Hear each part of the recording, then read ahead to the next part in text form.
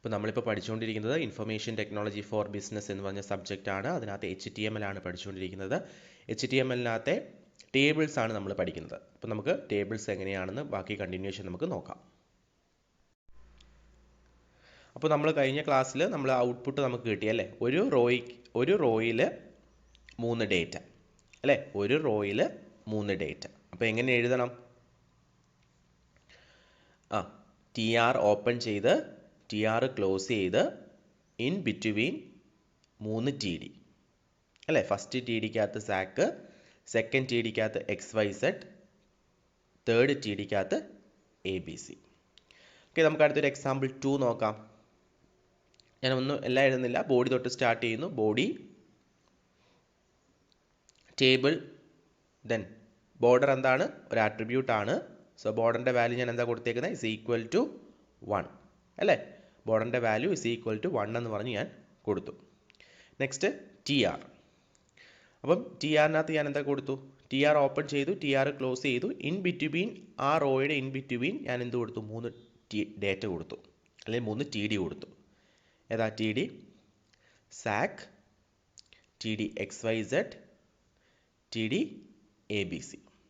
Okay, അപ്പോൾ ഓർക്കുക, body open ചെയ്തു, then table, border is equal to 1 അല്ലേ. 1 എന്ന് പറയുന്ന വാല്യൂ ആണ്. ആ വാല്യൂ എന്ന് പറയുന്നത് നിങ്ങൾ ഡബിൾ കോട്ട്സിൽ കൊടുക്കണം. അതിനുശേഷം TR ഓപ്പൺ ചെയ്തു, TR ക്ലോസ് ചെയ്തു. അപ്പോൾ ആ റോയ്ക്കകത്ത് 3 ഡേറ്റ ഞാൻ ഇൻക്ലൂഡ് ചെയ്യിപ്പിച്ചു. ഏതൊക്കെയാണ് 3 ഡേറ്റ? Sac, XYZ, ABC. അത് ഏതിനകത്താണ് എഴുതിയത്? TD ഓപ്പൺ ചെയ്ത് TD ക്ലോസ് ചെയ്ത് ഇൻ ബിറ്റ്വീൻ ആണ് ഞാൻ സാക്കും XYZും ABCയും എഴുതിയത്. അടുത്ത വീണ്ടും ഞാൻ എന്ത് കൊടുത്തേക്കുവാണ്? അടുത്ത റോ അല്ലേ. അപ്പോൾ ഒരു ആദ്യത്തെ റോയിൽ സാക്ക്, XYZ, ABC വരും. അടുത്ത റോയിൽ അപ്പോൾ ഞാൻ വീണ്ടും TR ഓപ്പൺ ചെയ്തു, TR ക്ലോസ് ചെയ്തു. ആ TRനകത്ത് ഞാൻ എന്ത് കൊടുത്തു? TDക്കകത്ത് പെരുവന്താനം, അടുത്ത TDക്കകത്ത് മുണ്ടക്കയം, അടുത്ത TDക്കകത്ത് കാഞ്ഞിരപ്പള്ളി. അങ്ങനെ എന്ത് ചെയ്തു? 3 എണ്ണം കൊടുത്തു. അപ്പം ആദ്യത്തെ TRനകത്ത് സാക്ക്, XYZ, ABC കോളേജിൻ്റെ പേര് വരും. അടുത്ത റോയ്ക്കകത്ത് അത് എവിടെയാണ് സ്ഥിതി ചെയ്യുന്നത്?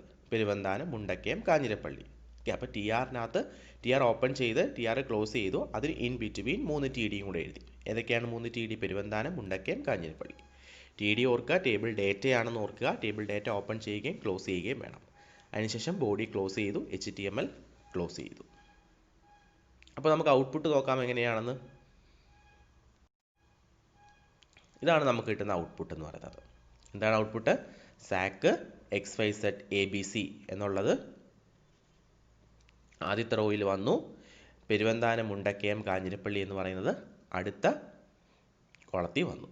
ഇതാണ് നമുക്ക് കിട്ടിയ ഔട്ട്പുട്ട് എന്ന് പറയുന്നത്. അടുത്ത് നമ്മൾ പഠിക്കാൻ പോകുന്നത് ആട്രിബ്യൂട്ട്സ് ആണ്. എന്താണ് ആട്രിബ്യൂട്ട്സ്? എന്താ ആട്രിബ്യൂട്ട്സ്? എന്തിൻ്റെ ആട്രിബ്യൂട്ട്സാ? ടേബിളിൻ്റെ ആട്രിബ്യൂട്ട്സ്. അപ്പോൾ ടേബിളിൻ്റെ ഒരു ആട്രിബ്യൂട്ട്സ് നമ്മൾ പഠിച്ചായിരുന്നു. ഏതായിരുന്നു ഒരു ആട്രിബ്യൂട്ട്സ്? ഏതാ? ബോർഡർ അല്ലേ. അപ്പോൾ ആട്രിബ്യൂട്ട്സ് എന്ന് പറയുന്നത് എന്താണെന്നറിയാം അല്ലേ. ഒരു ടാഗിൻ്റെ ക്യാരക്ടറിസ്റ്റിക്സിനെയാണ് ആട്രിബ്യൂട്ട്സ് എന്ന് പറയുന്നത്. അപ്പോൾ ടേബിൾ എന്ന് പറയുന്ന എലമെൻറ്റിന് കുറേ ആട്രിബ്യൂട്ട്സ് ഉണ്ട്. അതിൽ ഒരു ആട്രിബ്യൂട്ട്സ് നമ്മൾ പഠിച്ചായിരുന്നു. ഏതാണ് ആട്രിബ്യൂട്ട്സ്? ബോർഡർ. അതുപോലെ ഒരു 9 ആട്രിബ്യൂട്ട്സ് നമുക്ക് പഠിക്കാനുണ്ട്. അപ്പോൾ ടേബിൾ എലമെൻസിൻ്റെ ആട്രിബ്യൂട്ട്സ് ഏതൊക്കെയാണ്? Border, cell spacing, cell padding, width, height, align, background colour, background, border colour. Okay, ഇത്രയാണ് നമുക്ക് പഠിക്കേണ്ട ആട്രിബ്യൂട്ട്സ്. ഏതിൻ്റേതാണ്? ടേബിൾ എലമെൻസിൻ്റെ ആട്രിബ്യൂട്ട്സ് അല്ലേ. ടേബിളിൻ്റെ കൂടെ യൂസ് ചെയ്യേണ്ട attributes. Table border is equal to 1 എന്ന് പറഞ്ഞ് നമ്മൾ കൊടുത്തില്ലേ. അതുപോലെ നമ്മൾ ടേബിളിൻ്റെ കൂടെ യൂസ് ചെയ്യേണ്ട ആട്രിബ്യൂട്ട്സ് ആണ് border, cell spacing, cell padding, width, height, align, background colour, background, border colour. ഇത്രയാണ് നമുക്ക് പഠിക്കേണ്ട ആട്രിബ്യൂട്ട്സ്. അപ്പോൾ ആദ്യം നമുക്ക് ബോർഡർ ആട്രിബ്യൂട്ട് എന്താണെന്ന് നമുക്ക് നോക്കാം. By default, tables are shown without borders. If you want to give border to the table, you can specify the size of the border by passing value to border attributes. അല്ലേ, ഡീഫാൾട്ടായിട്ട് ടേബിൾസിന് border ഇല്ല. അപ്പോൾ border വേണമെന്നുണ്ടെങ്കിൽ നിങ്ങൾ specify ചെയ്യണം. ബോർഡറിൻ്റെ size specify ചെയ്യണം. By default tables are shown without borders അല്ലേ, ഡിഫാൾട്ടായിട്ട് ടേബിൾസിന് ബോർഡർ ഇല്ല. If you want to give border to the ടേബിളിൽ നിങ്ങൾക്ക് ബോർഡർ കൊടുക്കണം എന്നുണ്ടെങ്കിൽ you can specify the size of the border. Okay, അതായത് ബോർഡറിൻ്റെ സൈസ് സ്പെസിഫൈ ചെയ്യണം. ഓക്കെ, എവിടെ? ബോർഡർ ആട്രിബ്യൂട്ട്സിനകത്ത്. ഓക്കെ, അപ്പോൾ ഡിഫാൾട്ടായിട്ട് ടേബിളിന് ബോർഡർ ഇല്ല. അങ്ങനെ ഒരു ടേബിളിന് ബോർഡർ വേണമെന്നുണ്ടെങ്കിൽ നിങ്ങൾ ബോർഡർ ആട്രിബ്യൂട്ടിൻ്റെ അവിടെ സൈസ് എഴുതി കൊടുക്കണം. എങ്കിൽ മാത്രമേ നമുക്ക് ടേബിളിനകത്ത് ബോർഡർ വരികയുള്ളൂ. ഓക്കെ, അപ്പോൾ നോക്കിയ example body, then table, then നമ്മുടെ ആട്രിബ്യൂട്ട്. ഏതാ ആട്രിബ്യൂട്ട്? നമ്മുടെ border is equal to 2. Then table close ചെയ്തു, ബോഡി ക്ലോസ് ചെയ്തു. അപ്പോൾ നമുക്ക് കിട്ടേണ്ട ഔട്ട്പുട്ട് എന്താണ്? ഒരു ബോർഡർ ഉള്ള ഒരു ടേബിൾ ആയിരിക്കും നമുക്ക് കിട്ടുന്നത്. ഓക്കെ, അപ്പോൾ ഇങ്ങനെയാണ് ബോർഡർ ആട്രിബ്യൂട്ട് സ്പെസിഫൈ ചെയ്യുന്നത്. ഓക്കെ, അപ്പോൾ ടേബിൾ, ദെൻ ആട്രിബ്യൂട്ട്. ഇവിടെ ആട്രിബ്യൂട്ട് ഏതാണ്? Border is equal to value. Value ഇവിടെ ഞാൻ എന്താ കൊടുത്തേക്കുന്നത്? 2 ആണ്. 10 ഒക്കെ കൊടുക്കുകയാണെന്നുണ്ടെങ്കിൽ ബിഗ് ബോർഡർ വരും. ഇപ്പോൾ ചെറിയ ചെറിയ ബോർഡർ മതി എന്നുണ്ടെങ്കിൽ നമ്മൾ 2, 1, 2 എന്നുള്ള വാല്യൂസ് നമ്മൾ കൊടുത്താൽ മതി. ഓക്കെ, അടുത്ത നമ്മൾ പഠിക്കാൻ പോകുന്നത് സെൽ സ്പേസിംഗ് ആണ്. By adding the cell spacing attribute to the table elements, you can control the space between cells in the table. The cell spacing attribute defines space between table cells. Okay, അതായത് ഇപ്പോൾ ഇതൊരു cell, ഇങ്ങനെ ഒരു cell. അപ്പം ഈ രണ്ട് സെല്ലുകളിനിടയ്ക്കുള്ള space ആണ് cell spacing എന്ന് പറയുന്നത്. ആ cell space between cells. Okay, രണ്ട് സെൽസുകൾ തമ്മിലുള്ള ആ ഒരു സ്പേസിനെയാണ് എന്തെന്ന് പറയുന്നത്? സെൽ സ്പേസിംഗ് എന്ന് പറയുന്നത്. Okay, അപ്പോൾ by adding the cell spacing attribute to the table elements, you can control the space between cells in the table.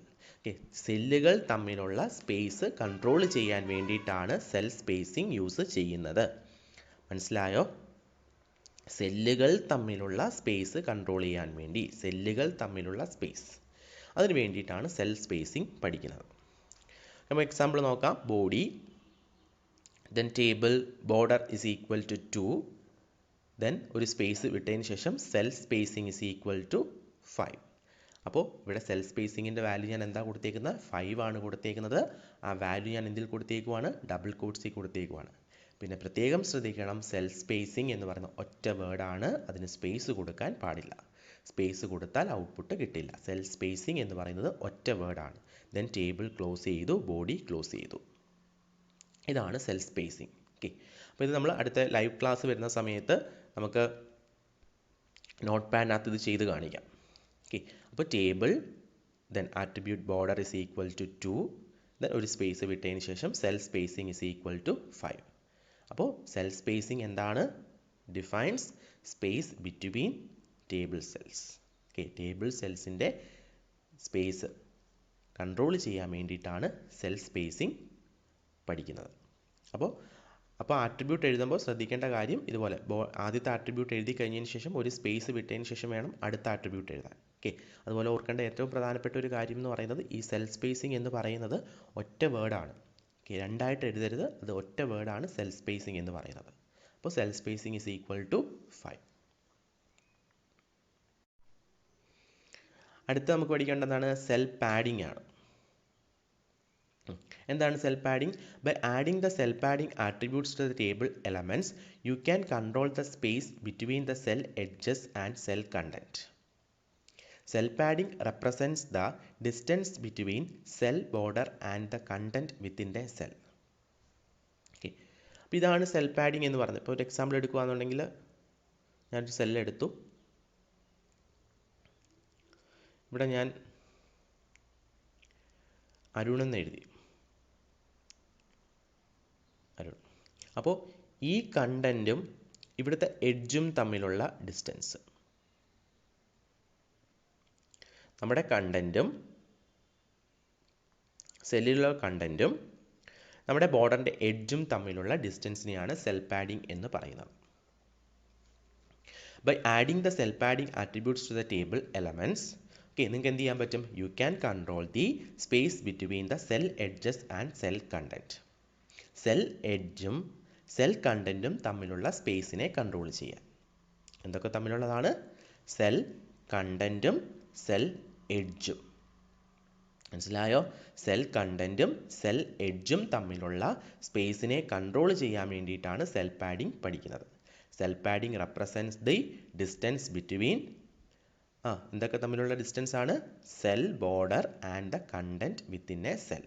Cell ബോർഡറും നമ്മുടെ സെൽ കണ്ടൻറ്റും തമ്മിലുള്ള ഡിസ്റ്റൻസിനെ റെപ്രസെൻറ്റ് ചെയ്യാൻ വേണ്ടിയിട്ടാണ് നമ്മൾ സെൽ പാഡിംഗ് പഠിക്കുന്നത്.